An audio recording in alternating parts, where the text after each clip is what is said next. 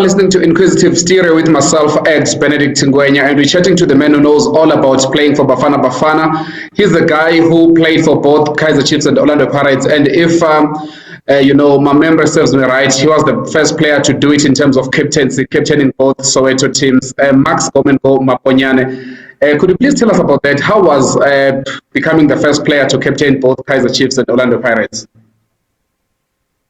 Yeah, in fact, let me start by saying good day, Benedict. And the biggest thing for me was to play for both teams because they had or they have good following and the responsibilities were obviously endless. And it wasn't even about captaining. Captaining became one of those, by the way, things. But also captaining brought about a lot of responsibility because you can't lead the team and don't lead by example. And the captain in the team has really increased more work rate from my side. Not that one was not going to work hard, but as much as I was enjoying, I also had the challenge of making sure that I lead by example. Okay, that's absolutely fantastic. And also moving from Chiefs to Orlando Pirates, that time was sort of unheard of, but you had to go to Orlando Pirates via Dynamo. So was that always part of the plan to move to Orlando Pirates, or it just happened? It was always part of the plan, and not that I had prepared or planned to leave Kaizer Chiefs, but leaving Kaizer Chiefs because of the differences, then I had to go to Dynamos. And the simple reason was that it was articulated to me with no uncertain terms that if you go to Sundowns or Pirates, then the deal will be different. So I had to go to a smaller team, but leaving the smaller team, feeling the cold during winter, then I thought, well, this is the right time to go to Orlando Pirates. And also, could you please tell us about your move abroad where you I think you moved to Portugal and you were coached by Stuart Baxter. He was the only guy who could speak English. So, and you just came home for pre-season and you never returned. Yeah, what happened is I was playing in here at home, 1987, and then I broke my jaw at the beginning of the year. It was on the 16th of February. And that was against Moroga Swallows. And then from then on, I came back and then continued after 3-4 months of not playing because of broken jaws. I came on and continued scoring goals. And as a result, I just enjoyed myself. Sometime in October, we played against Free State Stars and I broke my jaws again. But I was already sitting on 18 goals. And then come end of the season, I was on 25 goals. And suddenly I had a meeting from some strangers who said they wanted to meet me at Carlton Center. And the week before I met them at Carlton Center, I was crowned Football of the Year on a year of broken jaws. And after meeting the guys, they said, this is what we hear about. And if you agree, then we can go to Portugal. And that's how I joined Vitória Setúbal out in Portugal. And we played against the likes of Porto and Sporting Lisbon out in the inner city because Setúbal is more like Durban. It's the coastal area. It's just right at the back of the big capital city. Porto. Is it true that you were coached by Stuart Baxter at Vitória Setúbal? I cannot recall that it was Baxter or not, but I know that the coach that I was with could speak English. In fact, it was the coach and one player called Hernanes. And those were the only two that I would always look forward to training because that's when I was going to speak English for a change. Other than that, I was now speaking this language that I did not understand. And I had to learn a little bit of Portuguese here and there. And day offs were the longest days because then it means I wouldn't speak the whole day. And TV was in black and white. And summer days in Portugal, sunset is about at 9:30. And those were the days when we didn't have CNN and all that. So I'm stuck in this channel that only has Portuguese language. I don't hear a word and the TV is in black and white. And I just look forward to training. And that is why I will not question my level of fitness at the time, because I was literally training for a living. Yo, it must have been difficult because back then there was no WhatsApp, there was no Facebook, there was no social media at all. So it must have been like boring, which could have made you homesick.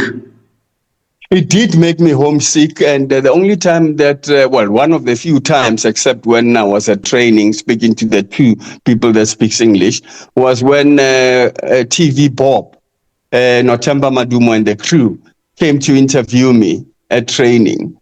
And that's when I felt that I could even speak Setswana Sagaetsu. So I was home away from home just for one day.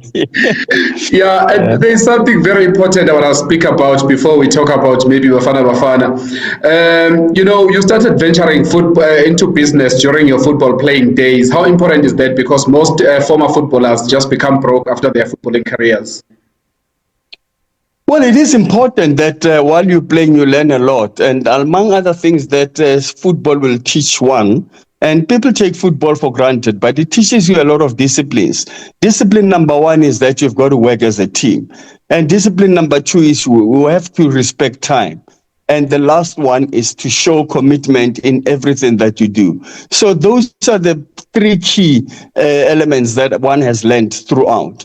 And obviously, you also learn the other one that is very, very key, which is respect. Because, the game is very funny. You disrespect your opponent, and before you know, at the end of your career, you need them. Or while you are playing, you are now having to join the same team of the same coaches and opponents that you saw at or that you disrespected. So you suddenly have to apologize. You can't spend the rest of your life apologizing. Yeah. So be kind in whatever you do in life, because you'll never know how it will come back to you. So do not burn bridges at all. And lessons you have to learn. Towards the twilight of your career, I think you played for Vets, but you are also an analyst on TV. How was that? Because sometimes you have to quickly, suddenly change and then become a TV analyst straight after the match. Yeah, it was very challenging. Challenging in the sense that there was one incident that, unfortunately playing for Vets, it's that Vets was playing on Fridays. And then we were playing on Fridays, then I would work on Saturday or Sunday. But now, the biggest moment, and it happened once in my lifetime, that SABC were talking to Vets and say, no, we need him on this particular Saturday because he's got to come to work. And Vets says, no, but he has to play. And not knowing, when you say you're fighting about the man, but not the matter. So then they realized later, I think it was on a Thursday or Friday, that no, the game that SABC is covering is the game between Pirates and Vets. You still have to play the same match, but you also have to do interviews after the match. Yeah. So I did the build-up from the change room, kitted, but I had shorts on and then had a tie and a jacket on top. And then I got onto the field because then I had to link to the studio, the presenter in the studio.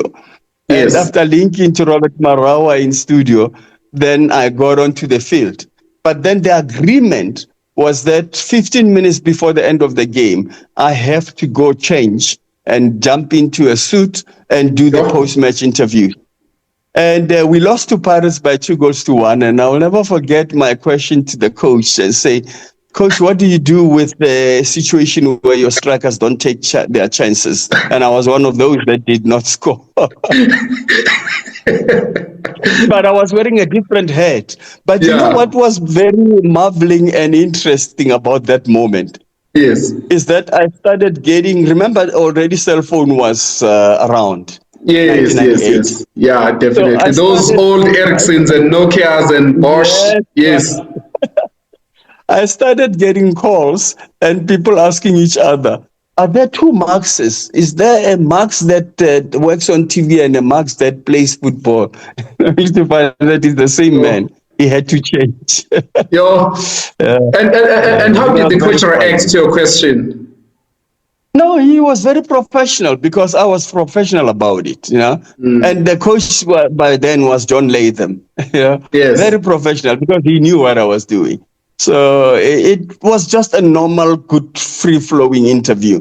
The only best thing that happened that day is I did not become man of the match, because then imagine if I had to hand over the trophy to man of the match. You could, like, there's no way you could have interviewed yourself. Yeah, definitely. And yeah, man, you've won some great continental honors, winning the CAF Champions League with Orlando Pirates. You scored 2 goals in that famous 1995 campaign, and you were also part of the Bafana Bafana 1996 squad that won the Africa Cup of Nations. If you could just please tell us about maybe those trips to Africa and also playing for Bafana Bafana, rubbing shoulders against the African giants. Like, what are some of the fondest memories that you can recollect? I can only say I was blessed. Yes. And blessed in a sense that I played during the apartheid days, breaking into sort of a multiracial football. And that's when we were losing the 9-1s and the 2-1s against the Lusitanos and Highlands Park at Rand Stadium. And before I know, I kept on playing until I played in what? NPSL, NSL, and then PSL. And that to me was a journey, because I played in those 3 different leagues. But that yes, sorry to interrupt you before you proceed. I've actually realized that you are Kaizer Chiefs' all-time leading goal scorer, but some of the records aren't recorded because they happened before the PSL was incepted.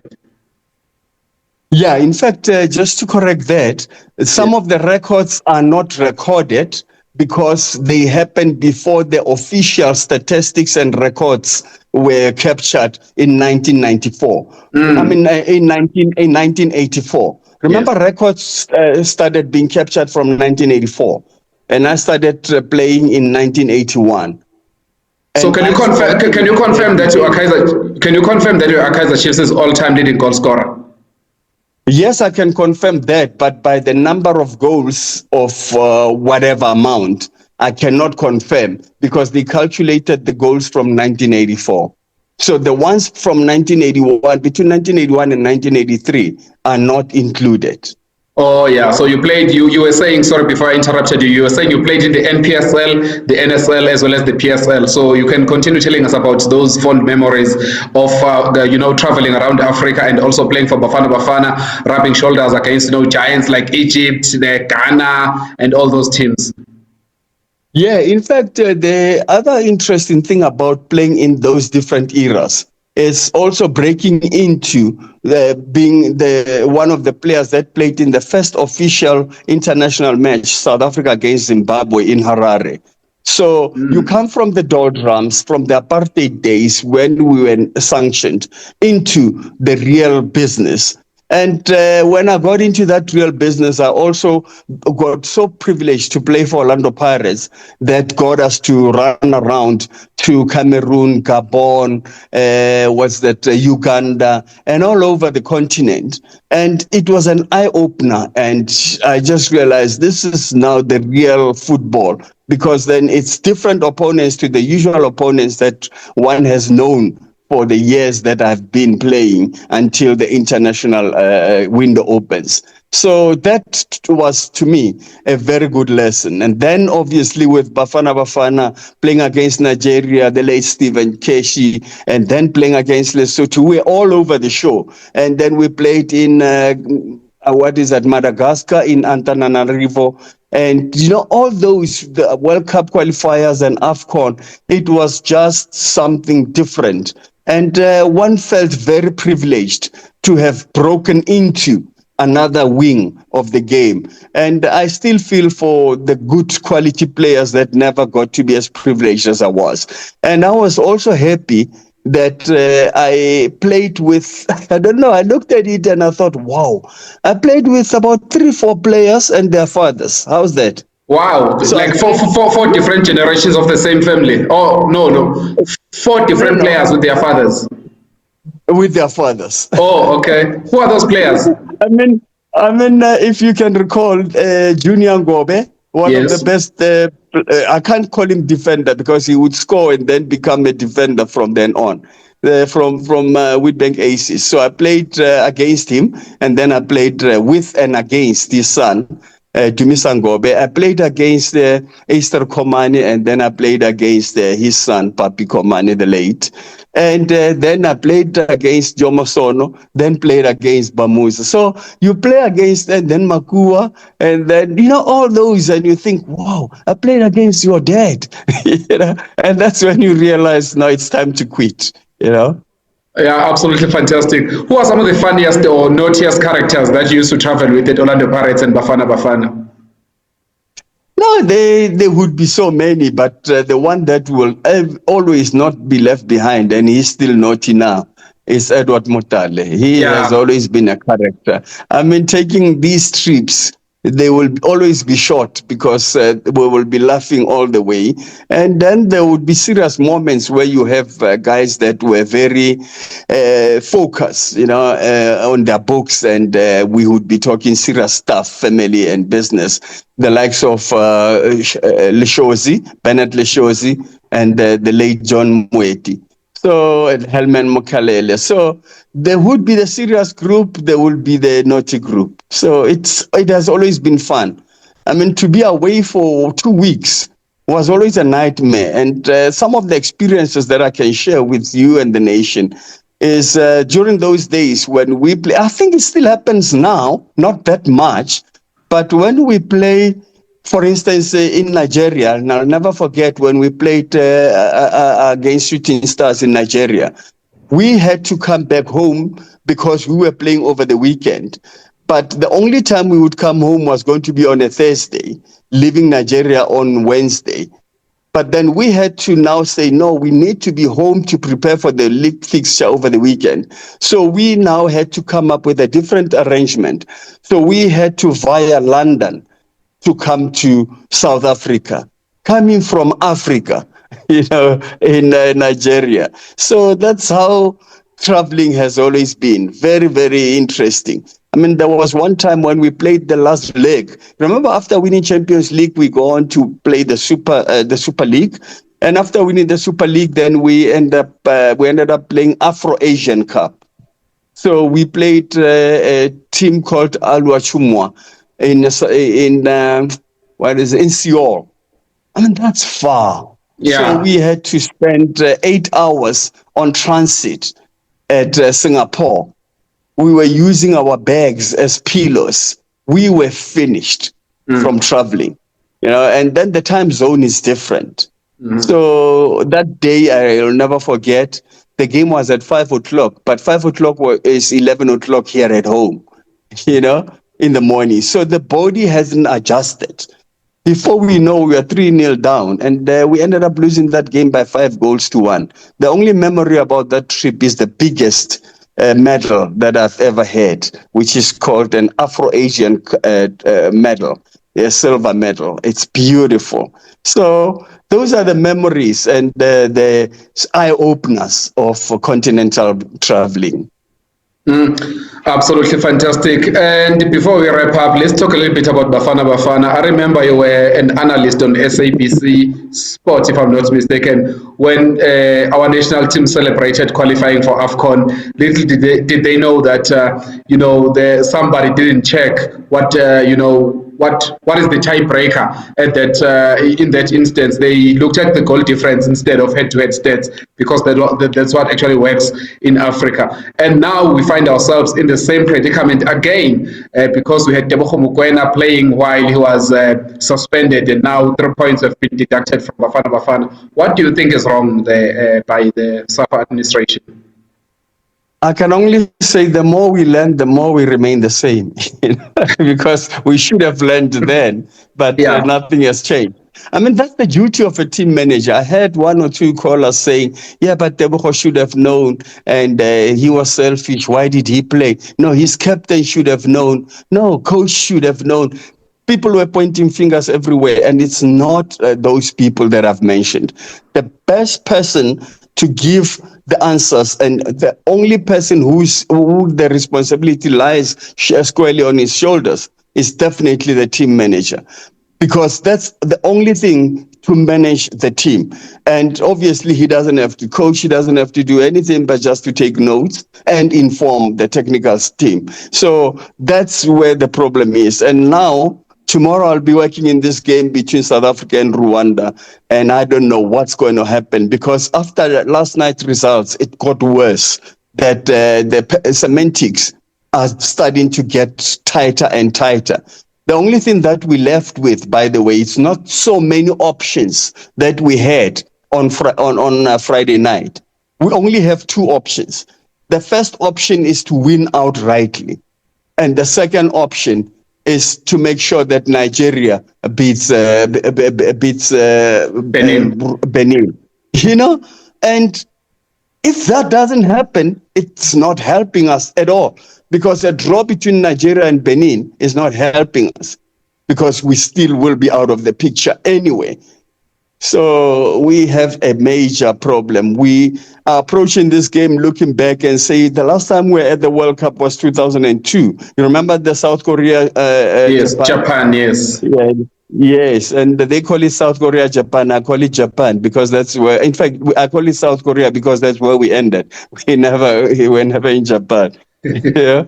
So Yeah. the biggest problem is that since 2002, we have really been battling, except the time when we were hosting. And even when we were hosting, nothing good happened. Remember, we lost all the games, and well, not lost all the games, but against France. But the I think we actually won against France. We drew against Mexico, and then we lost against Uruguay. Yeah, we drew the opening game against Mexico with the Shabalala goal. Yes. Yes. So, but the point is, we couldn't progress. Where we are remembered is we are the only host nation that did not go through at the time, you know, so progress to the next round. So that being said, we thought we've turned the corner after the AFCON recently in Cote d'Ivoire. And just when we thought we turned the corner, this happens, the 3 points deduction. So tomorrow's fate is literally in our hands. We just have to win and don't care what happens between Nigeria and Benin. Do you think we stand a chance, though, against Rwanda? We're playing at home. Based on what? Because we're playing at home in Durban and we did not score. So if we don't score, it means we will not go through. So when I say we stand a chance, I will be buying your face. I will have to just say, we'll all cross fingers. And as part of South Africans, we will just say, patriotic as we are, our fate is in our hands. Okay, very well said, Max Go Maponyane. Thank you very much for your time. Let's catch up next time, and hopefully you will come over to the studio sometime soon.